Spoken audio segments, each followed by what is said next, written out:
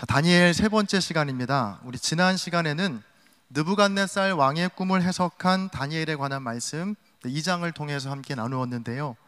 다니엘 2장은 이렇게 마무리됩니다. 2장 49절입니다. 왕이 또 다니엘의 요구대로 사드락과 메삭과 아벳느고를 세워 바벨론 지방의 일을 다스리게 하였고 다니엘은 왕궁에 있었더라. 여러분, 다니엘서 1장과 비교해보면 엄청난 변화가 생긴 겁니다. 바벨론의 포로로 끌려온 4명의 소년이 이제는 1명은 왕궁에서 다른 3명은 바벨론 지방을 다스리는 관리가 된 겁니다. 자, 그런데 기쁨도 잠시, 오늘 본문 3장의 말씀은 이렇게 시작합니다. 1절인데요, 제가 읽겠습니다. 느부갓네살 왕이 금으로 신상을 만들었으니 높이는 60규빗이요 너비는 6규빗이라. 그것을 바벨론 지방의 두라 평지에 세웠더라. 자, 분명히 지난 2장에서 느부갓네살 왕은 다니엘을 통해서 꿈의 해석을 들었습니다. 금과 은과 쇠와 노스로 된 큰 신상이 손대지 아니한 돌에 의해서 흔적도 없이 사라진다라는 해석이었습니다. 자, 거기에서 이 순금으로 된 머리가 바로 느부갓네살 왕입니다 라고 알려진 바 있거든요. 자, 그런데 오늘 본문 3장에서 왕은요, 그 꿈에서 보았던 신상을 떠올리게 하는 엄청난 신상을 이제 직접 만든 겁니다. 지금 왕이 만든 신상은요, 꿈에서 보았던 것보다 업그레이드 버전이었습니다. 자, 꿈에서는 금과 은과 놋과 쇠, 돌로 되어 있었다면 이번에 만든 신상은 올금, 전부 모든 머리부터 발끝까지 금으로만 만든 신상이었습니다. 규모도 엄청났는데요, 높이가 60규빗, 너비가 6규빗이라고 나오는데 미터로 환산하면요, 높이는 약 27m, 너비는 약 2.7m가 되는 순금으로 된 신상이었습니다. 잘 상상이 안 가실 텐데 여러분이 앉아있는 이 본당 바닥에서부터 저 꼭대기 본당 천정까지가 17m라고 합니다. 여러분, 거기에 10m를 더한다고 생각해 보세요. 자, 이해를 돕기 위해서 그림을 가져왔는데요, 저기 보시면 밑에 개미같이 보이는 게 사람입니다. 사람. 네, 저 정도의 규모의 신상을 만들었다는 거예요. 자, 이렇게 신상을 만들고요, 이제 드디어 그 신상을 이제 모든 사람들에게 알리는 제막식 날이 되었습니다. 왕은 바벨론의 모든 관리들을 신상 앞으로 다 불러 세웁니다. 그리고 그 자리에서 모인 모든 사람에게 왕의 명령을 하다라는데요, 3장 우리 5절과 6절을 화면을 보시면서 같이 한번 읽어보겠습니다. 함께 읽습니다. 시작. 너희는 나팔과 피리와 수금과 삼현금과 양금과 생황과 및 모든 악기 소리를 들을 때에 엎드려 느부갓네살 왕이 세운 금신상에게 절하라. 누구든지 엎드려 절하지 아니하는 자는 즉시 맹렬히 타는 풀무불에 던져 넣으리라 하였더라. 자, 왕은 명령합니다. 악기 소리가 들리면 묻지도 따지지도 말고 누구든지 즉시 신상을 향해서 엎드려 절을 하라는 명령이었죠. 자, 그런데 만약 악기 소리를 들었음에도 절을 하지 않으면 그 사람은 그 즉시 맹렬히 타는 풀무불에, 즉 불타는 화덕에 던져 넣을 것이다 라는 무서운 경고의 말씀이었습니다. 이에 모든 사람들이 악기 소리가 나자 즉각 금신상을 향해 엎드려 절을 합니다. 당연히 할 수밖에 없었겠죠. 여러분, 절하지 않으면 화덕에 넣어버린다는데 누가 절하지 않겠습니까? 자, 그런데 그 자리에서 겁없이 절을 하지 않은 세 사람이 있었습니다. 본문 12절인데요, 제가 읽겠습니다. 이제 몇 유다 사람 사드락과 메삭과 아벳느고는 왕이 세워 바벨론 지방을 다스리게 하신 자이거늘 왕이여, 이 사람들이 왕을 높이지 아니하며 왕의 신들을 섬기지 아니하며 왕이 세우신 금신상에게 절하지 아니하나이다. 자, 그 주인공은 바로 다니엘의 세 친구들이었습니다. 신상을 향해 절하지 않은 3명의 친구들은요, 즉시 느부갓네살 왕 앞으로 끌려옵니다. 느부갓네살은 세 친구들에게 마지막 기회를 주죠. 지금이라도 신상 앞에 절을 하면 살려주겠지만 만일 절하지 않으면 약속대로 즉시 풀무불에 던져 넣을 수밖에 없다고 하면서 마지막에 한마디 덧붙입니다. 나 느부갓네살의 손에서 너희를 구원해 줄 신은 없다. 나밖에 없다라고 말하고 있습니다. 내가 곧 너희의 생명을 좌지우지할 수 있는 살아있는 신이다라는 선언이었습니다. 이런 왕의 협박에 세 명의 친구들은요, 조금의 망설임도 없이 하나님의 이름을 부릅니다. 본문 17절과 18절을 같이 한번 읽어보겠습니다. 함께 읽습니다. 시작. 왕이여, 우리가 섬기는 하나님이 계시다면 우리를 맹렬히 타는 풀무불 가운데에서 능히 건져내시겠고 왕의 손에서도 건져내시리이다. 그렇게 하지 아니하실지라도 왕이여, 우리가 왕의 신들을 섬기지도 아니하고 왕이 세우신 금신상에게 절하지도 아니할 줄을 아옵소서. 자, 왕의 손에서 우리를 건져내실 분이 있다라는 선언이었습니다. 바로 하나님께서 불 속에서라도 또 왕의 손에서라도 능히 우리를 건지실 것이다 라고 하면서 이어지는 18절의 고백이 놀랍죠. 만일 하나님께서 그렇게 하지 아니하실지라도, 즉 우리를 건져주지 않으시더라도 우리는 결코 왕이 세운 금신상에 절할 수 없다라는 고백입니다. 자, 보통 이 본문에서 우리의 관심을 끄는 대목은 고집스러울 정도로 절을 하지 않는 세 친구들의 결의와 믿음입니다. 도대체 무엇 때문에 이들은 끝까지 절하기를 거부했을까? 이렇게까지 이게 거부할 일인가? 하는 궁금증이 생기는데요. 자, 이것과 관련해서는 이제 다음에 다니엘서 6장에 나오는 이 사자굴에 던져진 다니엘에 관한 말씀을 나눌 때 같이 묶어서 나누게 될 거고요. 오늘은 조금 다른 측면에서 이 말씀을 함께 생각해 보려고 합니다. 자, 여러분, 오늘 이 3장의 말씀 쭉 읽으시면서 뭔가 이상한 점 느끼지 않으셨습니까? 그건 바로 다니엘이 보이지 않는다라는 겁니다. 다니엘이 없어요. 오늘 본문 3장 어디에도 다니엘이 등장하지 않습니다. 아마 이 사실을 오늘 처음 아신 분도 계실 것 같아요. 사실 저도 꽤 오랫동안 이 풀무불에 던져진 다니엘의 세 친구 이야기에서 당연히 다니엘도 이 중에 있겠지라고만 생각했었거든요. 그런데 어느 순간 성경을 꼼꼼하게 읽다 보니까 다니엘이 없다라는 것을 발견하게 되었습니다. 처음에는 얼마나 배신감이 들었는지 모릅니다. 아니, 일단 다니엘서인데 다니엘이 등장하지 않는 것도 이해가 안 갔고요. 또 지금 다니엘은 충분히 친구들을 도울 수 있는 위치에 있었거든요.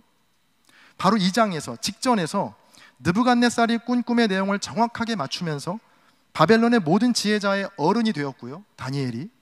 또 이제는 왕의 곁에서 왕궁 일을 보게 되었습니다. 그러니까 얼마든지 이 친구들을 위험에서 건져줄 수 있는 힘을 가진 상황이었다는 겁니다. 자, 그런데 3장 어디에도 다니엘의 모습은 보이지 않습니다. 이 3장에 다니엘이 없는 것에 대해서 여러 해석들이 있어요. 다니엘이 왕궁에서 일을 너무 열심히 보느라 바빴을 것이다 라는 설이 있고요. 또 다니엘이 공무상 해외로 출장을 갔을 것이다 라는 두 번째 설도 있고요. 아니면 다니엘이 심한 병을 앓고 있어서 여기에 미처 오지 못했다라는 설까지 다양한 주장들이 있지만 사실 정답은 아무도 모른다입니다. 왜냐하면 성경에 나와 있지 않으니까요. 자, 그런데 확실한 것 한 가지는 있습니다. 그건 이 세 친구들이 다니엘을 찾지 않았다는 사실입니다. 자, 다니엘이 왜 친구들을 구하러 오지 않았는지는 우리가 알 수 없지만 이 친구들이 다니엘을 찾지 않았다는 건 분명하거든요. 느부갓네살 왕이 친구들을 불러서 왜 절하지 않느냐고, 지금이라도 절하지 않으면 풀무불에 던지겠다라고 했을 때 세 친구들을 이 위기에서 건져줄 수 있는 유일한 사람은 바로 다니엘이었습니다. 세 친구들의 머릿속에 가장 먼저 다니엘이 떠오르지 않았겠습니까? 이미 다니엘은 지난 2장에서 세 친구들뿐 아니라 바벨론의 모든 지혜자들을 죽음의 위기에서 건져낸 사람이었거든요. 지금 이 바벨론 땅에서 세 친구들이 의지할 수 있는 대상은 오직 다니엘이 유일했습니다. 자, 그런데 무슨 이유 때문인지 친구들은요, 왕 앞에서 단 한 번도 다니엘의 이름을 언급하지 않습니다.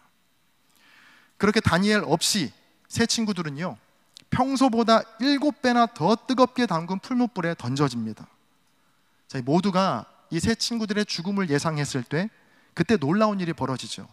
분명히 새 친구들만 풀무불에 던져 넣었는데 이 왕의 눈에 정체 모를 한 사람이 더 보인 겁니다. 우리 25절의 말씀 같이 한번 읽어볼까요? 함께 읽습니다. 시작. 왕이 또 말하여 이르되 내가 보니 결박되지 아니한 네 사람이 불 가운데로 다니는데 상하지도 아니하였고 그 넷째의 모양은 신들의 아들과 같도다 하고. 자, 분명히 3명이 들어갔는데 4명이 보인 겁니다. 그런데 그 네 번째 사람은 마치 신의 아들과 같아 보였다는 것이죠. 왕은 새 친구들에게 풀무불에서 즉시 나오라고 명령합니다. 자, 그러자 친구들이 불 가운데서 나오는데 머리털 하나 그을리지 않은 온전한 모습으로 나오게 되었다 라는 것으로 다니엘서 3장의 말씀은 끝이 납니다. 제가 오늘 말씀의 제목을 홀로서기라고 정해봤습니다. 이 홀로서기란 말의 뜻은 다른 것에 매이거나 의존하지 않는다는 뜻이죠. 이 다니엘서 3장을 묵상하면서 제가 홀로서기라는 단어를 떠올린 이유가 있습니다. 그건 오늘 말씀이 다니엘이라는 큰 그늘에서 벗어나 다니엘을 의존하지 않고 새 친구들이 하나님 앞에 홀로 서는 과정으로 제가 이 성경을 읽었기 때문입니다. 여러분, 지금까지 새 친구들 곁에는요 언제나 누가 있었죠? 다니엘이 있었습니다. 1장에서 뜻을 정한 후에 환관장에게 가서 채식만 먹겠다고 제안했던 사람도 다니엘이었고, 2장에서 느부갓네살 왕의 꿈을 해석한 것도 다니엘이었습니다. 늘 함께 하면서 언제나 위기의 순간에는 다니엘이 나타나서 해결해 주었습니다. 자, 그러니까 이 세 친구들에게 항상 네 번째 사람은 언제나 다니엘이었다는 겁니다. 자, 그런데 오늘 3장에서 무슨 일인지 다니엘이 보이지 않습니다. 제가 놀랐던 건 이 3명의 친구 중 누구도 다니엘을 찾고 있지 않다는 겁니다. 저는 바로 이 대목에서 홀로 서기에 도전하는 세 친구들의 믿음을 발견하게 되었는데요. 다니엘의 하나님이 아니라 하나냐의 하나님, 미사엘의 하나님, 아사랴의 하나님, 즉 나의 하나님을 고백하는 순간인 겁니다. 다니엘의 부재로 그들은 꼼짝없이 풀무불에 던져졌습니다. 자, 그런데 놀라운 일이 벌어지죠. 세 친구들만 들어갔던 그 풀무불에 네 번째 사람이 등장한 겁니다. 25절 제가 다시 읽어볼게요. 왕이 또 말하여 이르되 내가 보니 결박되지 아니한 네 사람이 불 가운데로 다니는데 상하지도 아니하였고 그 넷째의 모양은 신들의 아들과도 같도다. 제가 앞서 말씀드렸듯이 지금까지 새 친구들에게 늘 네 번째 사람은 언제나 다니엘이었습니다. 자, 그러나 홀로 서기를 감행한 새 친구의 곁에는 이제 다니엘이 아니라 신의 아들과 같은 모습을 지닌 사람이 함께하고 있었습니다. 바로 하나님께서 함께 하신 것이죠. 하나님의 기이한 도우심으로 불 가운데서도 그들은 살아남게 됩니다. 자, 어떻게 그 뜨거운 풀무불에서 머리카락 하나도 그을리지 않고 그들이 보호되었고 그들을 살리셨는지는요, 오직 그 풀무불 속에 있었던 세 친구와 네 번째 사람, 즉 하나님만이 아시는 일입니다. 왕도 알지 못했고요, 다니엘도 누구도 알지 못하는 세 친구와 하나님만 아는 놀랍고 기이한 구원의 사건이 오늘 본문에 벌어진 겁니다. 여러분, 저는 오늘 여러분에게 우리 뜨거운 풀무불에 들어갑시다, 고난 두려워하지 말고 좀 고생하는 길, 좀 죽을 것 같은 위기 한번 뛰어듭시다, 그럼 주님이 도와주십니다 라고 말씀을 드리는 게 아닙니다. 오해하지 마셨으면 좋겠어요. 제가 정말 드리고 싶은 이야기는 이겁니다. 여러분, 인생을 살다 보면요, 다니엘이 보이지 않을 때가 있거든요. 늘 나를 대신해서 어려운 일도 처리해주고 또 신앙적으로 의지가 되고 곁에 있는 것만으로도 든든한 존재였던 다니엘. 자, 그 다니엘이 꼭 사람이 아니더라도 내가 믿고 의지하는 그 무엇일 수 있습니다. 나의 명석한 머리가 될 수도 있고, 내가 물려받을 재산이 될 수도 있고, 아니면 잘 쌓아둔 인간관계가 될 수도 있고, 또 나의 튼튼한 건강이 될 수도 있어요.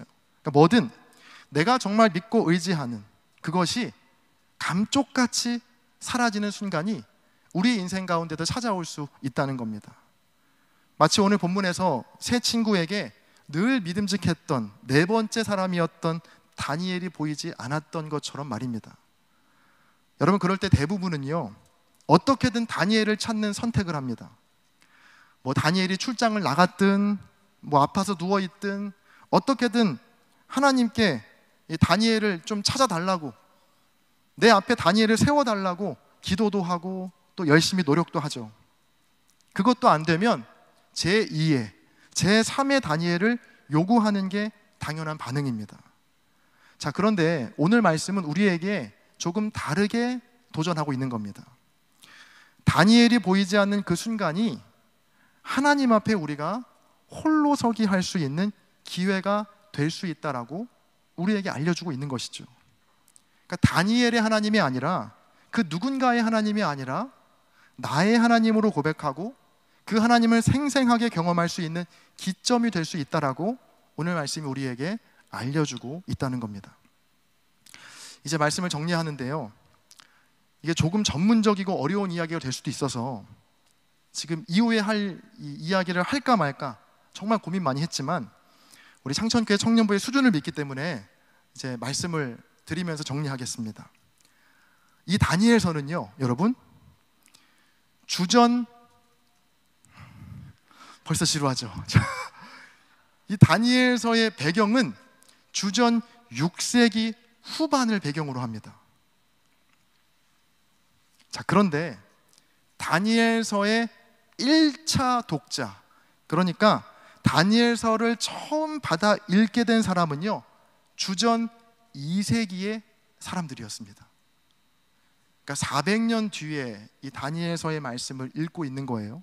자, 그런데 이 주전 2세기에 어떤 일이 일어났냐면요, 당시 이스라엘은 점점 제가 자신감이 좀 떨어지는데 셀레우코스 제국의 지배를 그때 받고 있었거든요, 주전 2세기 때. 자, 그런데 그 제국에서 시대의 도라이 왕이 하나가 나타났습니다. 그 이름이 안티오코스 4세 에피파네스라는 왕이 등장했습니다. 자, 이 에피파네스라는 이름의 뜻이 뭐냐면 신의 현현, 그러니까 내가 신이다 라는 의미인데 벌써 이름부터가 정상이 아니죠. 자, 이 에피파네스 왕은요, 인간이 얼마나 악해지고 얼마나 잔인해질 수 있는가를 삶으로 증명한 분입니다. 그러니까 이 사람이 10년 동안 유대를 다스렸는데 그 10년 동안 유대인 말살 정책을 펼쳤습니다. 하나님과의 언약을 상징했던 할례를 금지시켰고요, 그래서 할례를 행한 사람 즉시 사형, 또 안식일, 즉 예배 금지시켰습니다. 또 성경, 그 토라를 읽는 것뿐 아니라 소지하고 있는 것이 발각되면 가차없이 사형, 그리고 성전의 제단 위에 당시 유대인들이 부정하게 여기던 돼지고기를 올려놓고 제사를 드리게 했고요, 또 클라이막스는 예루살렘 성전 그 안에 제우스 신상을 세우고 그 앞에 절을 시켰습니다. 절하지 않으면 즉시 사형. 여러분, 그래 주전 2세기 이 다니엘서를 처음으로 읽는 그 이스라엘 사람들에게는요, 그 어느 때보다 다니엘이 필요했습니다. 난폭한 느부갓네살 왕의 마음도 한순간에 녹여버린 그 다니엘, 놀라운 지혜로 바벨론의 모든 지혜자들을 압도했던 다니엘, 그 다니엘이 정말로 절실했던 순간이었다는 거예요. 자, 그런데 문제는 그 주전 2세기 당시에 다니엘이 보이지 않았다는 겁니다. 매일의 삶이 풀무불에 던져지는 극심한 고난의 연속이었지만 이 고난을 멈춰줄 에피파네스의 폭정을 막아설 다니엘이 전혀 보이지 않았던 겁니다. 그래 상상해 보는 겁니다. 말도 안 되는 이유로 끔찍한 고문과 탄압 속에 있었던 그 주전 2세기 이스라엘 사람들에게 가장 소중했던 말씀은 아마 다니엘서 3장이 아니었을까. 나를 풀무불의 고난에서 배제시켜줄, 건져줄 다니엘은 지금 눈앞에 보이지 않지만 그 풀무불 속에서 기이한 방법으로 세 친구를 보호하시고 그들과 함께 하셨던 네 번째 사람인 그 하나님을 보면서 그들은 아마 끝까지 그 박해의 시기를 견뎌내지 않았겠습니까?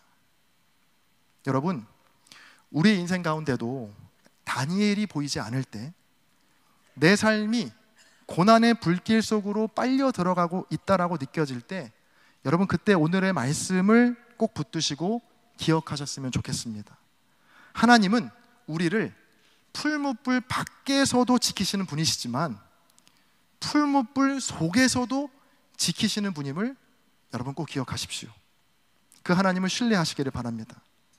그 하나님을 여러분 꼭 신뢰하시면서 누군가의 하나님이 아니라 나의 하나님과 함께 여러분에게 주어진 그 믿음의 길, 믿음의 여정 끝까지 걷는 저와 여러분 모두가 되시기를 주님의 이름으로 간절히 축원합니다.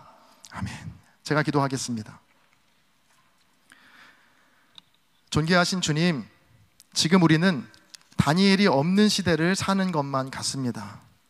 나의 삶에도, 이 교회에도, 우리나라에도 우리가 믿고 따를 만한 다니엘과 같은 별처럼 빛나는 사람이 도무지 보이지가 않습니다. 그러나 주님, 바로 이때가 도리어 주님 앞에 우리 각자가 홀로 설 수 있는 기회임을 또한 깨닫습니다.